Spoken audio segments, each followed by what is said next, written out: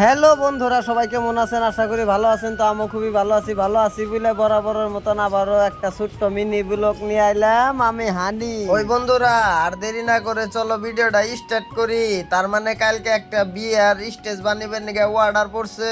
Guys, এখন কিন্তু বাজে বেলা 4টা, তাই আমরা কামে এনে কাম অলরেডি স্টার্ট করে দিছি। দেখা গেছে কিন্তু কাম ছুড়ো 100তে 4জন মানুষ মোটামুটি সার রাতেও আমরা ক্লিয়ার করা হামু না।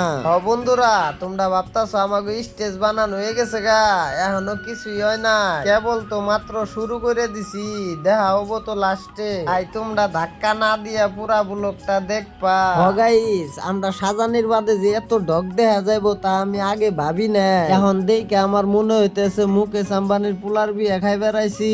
বন্ধুরা, মানুষে চাইলে সবকিছু করবার পারে, কারণ এই যে দেখতে পারতাছো স্টেজ, এইটা কিন্তু আমরা 4জন মানুষের সারাটা রাত বইরা বানাইছি। এমবুরা কিন্তু গাইস আমাগো এক ভাই মানে সারা রাত কাম করে একবারে ফক ধরে খারিয়ে গেছে গা। আর আমাগো মকুল ভাইয়ের কথা তো কমই না।